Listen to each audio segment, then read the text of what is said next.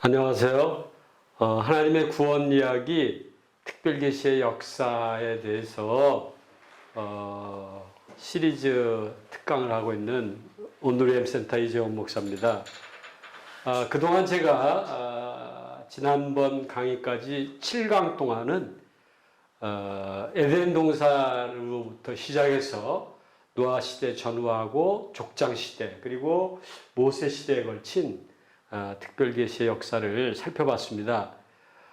오늘 주제는 구약계시에서 선지자들의 위상인데요. 이 주제는 오늘부터 여기에 나와 있는 바와 같이 선지자 시대에 하나님께서 주신 계시에 대한 전체 시리즈 특강의 첫 번째 오늘 강의가 되겠습니다. 그래서 오늘 강의는 1, 2, 3 세 가지를 다루려 합니다. 선지자들의 위상, 그 중에 첫 번째 위치에 대해서 말씀드리고자 하는데, 제가 제1부 이 본 하나님의 구원 이야기 특별계시 역사 제1강 서론을 시작을 하면서 제일 먼저 신약에 있는 고린도전서 2장 11절의 말씀을 한번 인용했었습니다. 하나님의 특별 계시는 하나님께서 주셔야만 저희가 알 수 있다. 그래서 그 고린도전서 말씀이 하나님의 영이 아니면 아무도 하나님의 생각을 알 수 없습니다. 라는 말씀을 한번 그때 나누었는데요. 오늘 선지자 시대를 들어가면서 같이 함께 나눌 신약의 말씀은 베드로전서의 1장 10절 11절의 말씀이 되겠습니다. 이 말씀은 선지자들 속에 계신 그리스도의 영이 있었고 그 영의 가르침을 쫓아서 그 영이 보여주시는 증언하시고 지시하시는 내용이 무엇인지를 선지자들이 부지런히 알고자 했다라는 그러한 말씀입니다. 그래서 오늘부터 약 5번에 걸쳐서 나누게 될 선지자들의 받은 하나님의 계시 내용을 함께 다루어 보도록 하겠습니다. 우리가 이제 인간 통치자 하에 새로운 그 신정 왕국 건설인데요. 출애굽 때 이미 신정 정치의 조직이 이제 세워지게 되면서 대규모의 계시, 뭐 십계명 저희가 살펴본 율법, 의식법 등이 대규모의 그 계시가 유입이 되었습니다.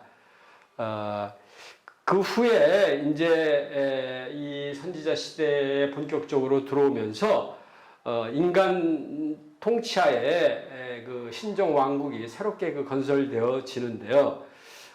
백성들이 첫 번째는 이제 왕을 세워줄 것을 요구를 하나님 선지자에게 하면서 신정 정치에 직접 왕이신 하나님을 거부하는 그런 모습이 그려져 있습니다. 하나님께서 처음 승낙하지 않으셨지만 뒤에 그 요청을 허락하시고 사울이라는 왕을 세웠는데 그 사울 왕이 그 직분을 그릇되이 수행하는 일이 벌어지면서 사실은 하나님의 이것을 허락하신 것은 원치 않으셨지만 참다운 왕국의 모습이 무엇인지를 이 사울 왕을 세우면서 그의 그릇된 모습을 통해서 이제 진정한 왕국의 모습을 분명하게 가르치시는 것으로 전개가 되어지죠. 예. 사울 왕 이전의 시대인 여호수아와 사사 시대에도 이 인간 왕을 세우는 일은 하나님이 이제 허락하시지 않았던 것입니다. 드디어 다윗 왕 치세에 이르러서 이제 영구한 왕의 모습이 무엇인지를 진정한 왕국의 모습을 하나님께서 보이시죠. 열왕기 사무엘 하에 이제 7장에 보면은 그의 나라의 왕위를 영원히 경고하게 하리라. 네 나라가 내 앞에서 영원히 보존되리라. 예, 이러한 말씀을 하나님께서 선지자를 통해서 주십니다. 인간 왕국이 곧 인간 왕을 세운 왕국은 여호와 자신의 왕국을 대리하는 것에 불과하다 볼 수가 있습니다. 그러니까 그 왕국이 뭐 좌충우돌하다가 우연히 뭐 생겨난 그런 의미는 아닌 것이고요. 하나님의 큰 뜻 가운데서 진행이 된 것입니다. 뭐 민주정치를 희생시키고 일시적으로 용납됐다거나 뭐 왕국은 있어도 없어도 괜찮다거나 그런 이제 저변에서 나온 것은 아닙니다. 이러한 인간 통치자의 왕국을 주신 목적은 이제 사실은 이스라엘의 축복의 구체화요, 구속의 도구고 또 그리스도의 다윗 왕가를 통한 그리스도의 그 왕권을 하나님께서 보여주시면서 성경적 종교의 완전한 정점, 종말론적 그 정점까지 맞닿아 있는 그러한 것으로 우리가 이해할 수가 있겠습니다. 그래서 이러한 왕국 확립을 향한 움직임들이 이제 선지자들을 통해서 나타났는데요. 이 선지자들은 그 신정 정치, 비록 왕이 인간왕이 세워졌지만 하나님의 그 뜻을 대리하는 그러한 그 신정 왕이죠. 그래서 신정 정치의 수호자들로서 선지자들이 이제 활동을 시작하게 됐습니다. 그래서 그들은 여호와의 왕국을 참되게 대변하려 했었죠. 그래서 선지자들은 뭐 백성들에게 파송됐다기보다는 오히려 왕들에게 보내진 그러한 모습을 띠게 됩니다. 사무엘 시대에 들어서 아주 획기적인 그러한 선지자 시대의 문이 열리게 됐고요. 선지자들의 예언 활동이 이제 그 이스라엘의 민족적 관심사들과 맞물려졌습니다. 또 선지자들의 학교도 세워졌고요. 종교적인 면들이 애국적인 그러한 면을 주도하는 그러한 모습을 띠게 됐습니다. 선지자들은 여호와와 이스라엘 백성 사이의 그 관계를 말씀을 통한 영적인 관계로 만들었습니다. 왜냐하면 선지자들이 하나님의 말씀을 받지 않습니까? 그래서 이 선지자들이 받는 말씀을 받아서 이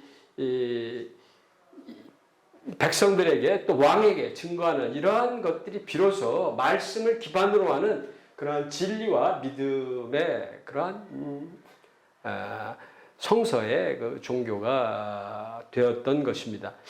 그런 면에서 볼 때 선지자들은 개신교주의의 선구자들이다. 말씀 개신교가 우리 기독교가 저는 뭐 개신교라는 표현을 좋아하지 않습니다만은 우리 기독교가 말씀 중심의 기독교니까 바로 이 선지자들이 그러한 운동의 선구자였다라고 볼 수가 있겠습니다. 그리고 예언은 계시 역사의 연속성을 부여하는데요. 과거와 관련된 일들에 대해서 회개할 내용들을 선지자들이 밝히고 죄를 선포하는 이러한 과거와 관련된 그 것들을 현재 이야기를 하는 그런 연속성을 갖고 있고 또한 미래에 관해서 선지자들이 미래의 선지자라는 명칭 자체는 미래를 뜻하는 말하는 잘하는 뜻은 아니지만 그럼에도 불구하고 미래를 말하는 그러한 선지자 임무에 필수적인 것들이 도입이 되었던 것입니다. 선지자들의 예언 활동 시기는 크게 전기와 후기로 이렇게 나누어서 BC 8세기 중엽을 기준으로 해서 분리를 해볼 수가 있는데요. BC 8세기 중엽은 그 선지자가 받은 말씀을 글로 기록으로 남긴 그 저술 선지자들이 등장하는 시점인데 이 시점은 동방의 그 메소포타미아 지역의 강대국이 이방 강대국이 그 지평선 위에서 등장을 하는 그 시점과 맞물리는 시점입니다. 이때 이제 저술 선지자들이 등장하면서 하나님으로부터 받은 그러한 그 심판의 말씀을 포함한 많은 말씀들이 이때 유입이 되어지는 것이죠. 그 이전에는 사무엘 선지자가 있었고요. 그 후에 이제 다른 많은 저술 선지자들이 이제 등장하면서 또 이제 소멸이 되어지게 됩니다. 그래서 그 나눈 두 전기와 후기 선지자 예언의 특징을 살펴보면 그 전기에는 사무엘로부터 다윗에게로 이어지는 그 역사와 더불어 이제 선지자들이 있었는데 말씀이 잠시 있다가 사라지는 그런 형태였지만 후기의 경우에는 말씀드린 대로 이제 동방 강대국을 심판의 도구로 하나님이 택하여 놓으신 것을 이 선지자들이 의식하고 그 예언의 말씀을 기록으로 남겼던 것입니다. 그리고 전기에는 백성에게 선지자들이 설교를 통한 회심을 촉구했다면 뒤에는 이제 회심 촉구는 다소 형식적이 되고 오히려 미래에 대해서 전기 선지자들의 예언 속에는 뭐 좀 더 나은 미래가 올 것을 인지했지만 그 깊이는 깊지 못하였습니다. 그러나 후기 선지자들에게는 그 미래에 대한 세대들에 대해서 최고로 관심을 가질 수 있는 새 언약, 우리가 모세 시내산에서 첫 언약 말씀 나누지 않았습니까? 그 새 언약을 제시하는 그러한 이제 일들이 있게 됐습니다. 그리고 말씀드렸듯이 기록 선지자와 이제 구두 선지자들로 선지자들을 나눌 수가 있는데요. 기록 선지자는 저희가 아는 이제 가지고 있는 정경에는 예언 선지서라고 부르는 이제 17권의 책들이 있는데 크게 대선지서와 소선지서로 그 분량에 따라서 이제 나누게 됩니다. 그래서 5권 대선지서와 소선지서 12권으로 통상 그렇게 편의상 분류를 하겠습니다. 뭐 경우에 따라서는 다니엘서가 제외되기도 하고 에레미야가도 제외가 됩니다만은 대선지서에서 그리고 구두 선지자들도 있었죠. 우리가 뭐 나단 선지자, 다윗과 함께 있었던 그리고 뭐 엘리야, 엘리사 이런 분들은 그 글로 그 기록을 남기지 않았었죠. 두 번째는 이제 선지자의 그 어원, 명칭의 어원에 대해서 저희가 좀 살펴보겠습니다. 선지자는 이제 대표적으로 히브리에서 나비라는 저희 나라의 곤충 나비와 단어가 이렇게 한글로 써면 동일한데요. 이 나비라는 이름을 갖고 있는 이 선지자 명칭은 이제 그 의미가 무엇인가? 출애굽기 14장 16절과 7장 1절을 좀 보면 하나님께서 모세에게 말씀하시기를 내 형 아론이 너를 대신하여 백성에게 말할 것이다. 그리고 그 내 형 아론은 내 입을 대신한다. 너 모세는 네 형 아론에게 하나님과 같이 되리라 해서 모세는 하나님 엘로힘, 아론은 모세의 나비 이렇게 개념이 이 16절 4장의 16절 속에서 우리가 살펴볼 수가 있고요. 또한 바로를 만났을 때 7장의 경우에 하나님께서 말씀하시되 내가 너 모세를 바로에게 신과 같이 되게 하였은즉 내 형 아론은 내 대언자, 한국말로 대언자인데 나비가 선지자죠. 나비가 되리라 이렇게 말씀을 하셨습니다. 그래서 나비가 말하는 자죠. 여기서 대언자라는 것이 또 열방에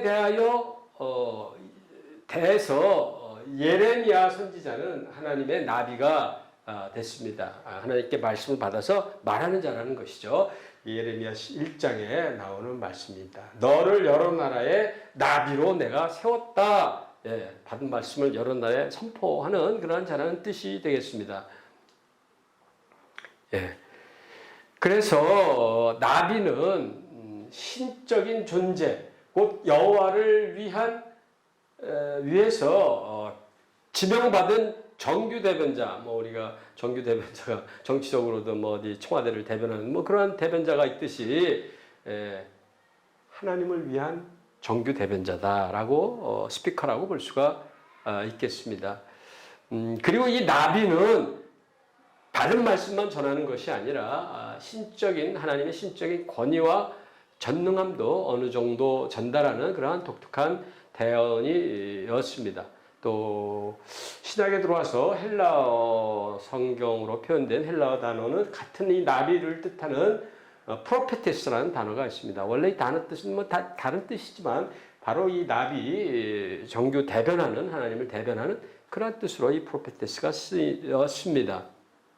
그리고 이 선지자는 이제 말씀을 전하되 공개적으로 주로 스피치를 하는 형태를 취했습니다.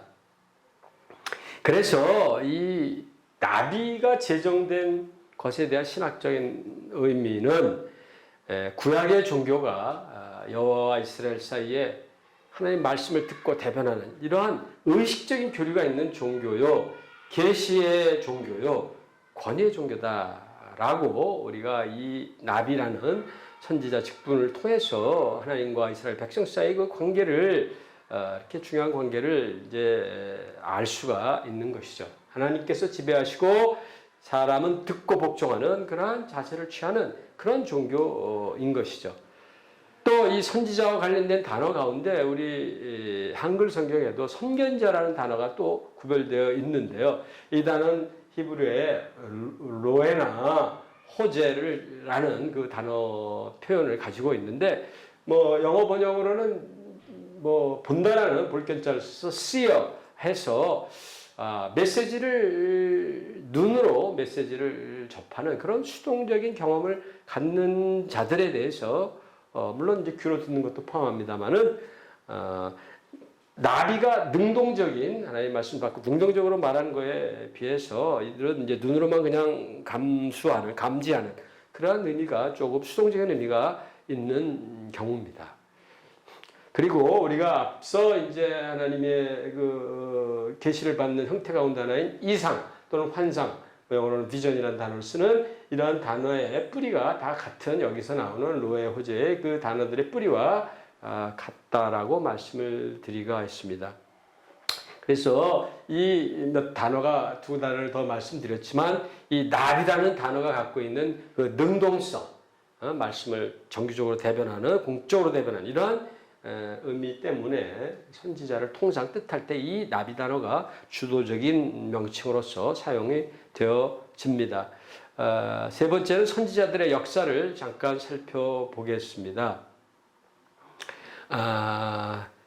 그 선지자가 뭐 몇 단어 말씀을 소개해 드렸는데, 주로 선지자의 그 기능의 엄밀성을 두고 이제 이 단어가 정의가 되어졌지만, 하지만 성경은 이제 선지자라는 단어가 그 아브라함의 경우에도 창세기에 보면은 선지자로 불렸습니다. 그래서 이 선지자 이 경우에는 이제 하나님과의 특별한 교류가 있어가지고 다른 사람을 위해서 대신 뭐 중보할 수 있는 그런 사람의 의미로서 이제 사용이 된 경우고요. 이상이란 그 단어도 일반적인 계시 전반을 다 통칭하는 그런 단어로 이 이상이 환상이 이 단어가 쓰였듯이 이제 이 선지자라는 단어도 그냥 그런 엄격한 의미가 아닌 좀 일반적인 그런 계시의 도구로도 사용이 되기도 했습니다. 또 기름 부음 받은 자들이라는 시편에 사용된 이 말씀은 선지자의 또 동의어로도 쓰이기도 했습니다. 신약의 베드로는 선지자를 광의 및 전문적인 의미 양쪽에 광의 및 협의 다 모두 사용을 했던 것을 우리가 사도행전을 통해서 우리가 알 수가 있습니다. 다음은 선지자들의 역사인데요.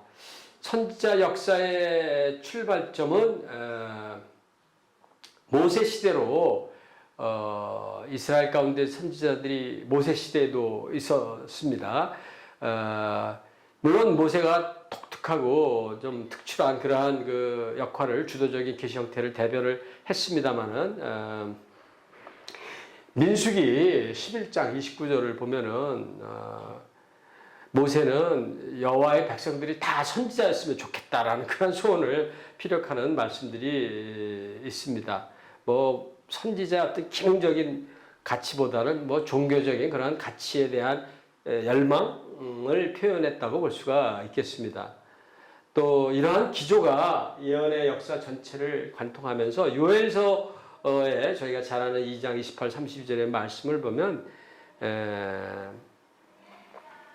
내가 내 영을 만민에게 부어주겠다. 그러니까 아까 방금 민수기의 모세의 그 열망과 같은 그러한 열망이 여기 하나님의 열망이 나와 있습니다. 모든 백성이 다 예언하고 환상 보고 이런 이제 꿈꾸고 이런 말씀이 나와 있습니다. 예, 그래서 선지자들을 통하여 이스라엘이 존귀하게 될 뿐 아니라 더 큰 존귀는 백성들을 선지자들로 삼으시는 의도가 하나님께 있다는 부분입니다. 이러한 선지자들의 기능적인 지위가 엄격한 그 하나님의 말씀을 이렇게 나비 기능을 통해서 증거하면서 지위가 격상이 됐고요. 그들이 모세보다 낮은 지위에 있던 그들도 모세와 같아질 것이요. 신명기 18장에 보면은 심지어 그리스도의 선지자적 위엄에까지 접근하게 될 것이라는 말씀들이 이제 우리가 볼 수 있게 볼 수 있습니다.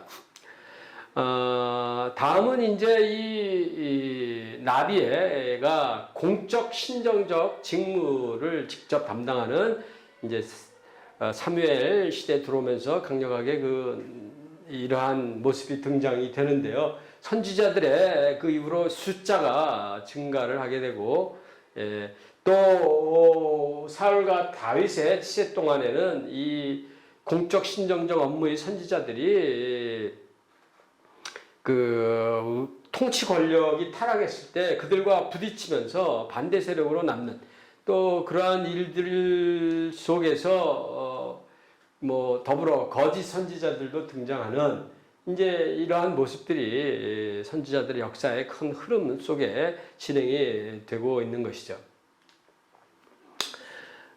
그리고 이제 좀 더 나아가 후기 선지자들에게서 집단적으로 나타난 예언의 부패성을 제거하고자 하는 시도들이 나와서 선지자들의 무리들이 또 등장을 합니다. 설교는 개인 예언자들도 하지만 이 선지자 무리들도 예언은 한 것으로 나와 있고요.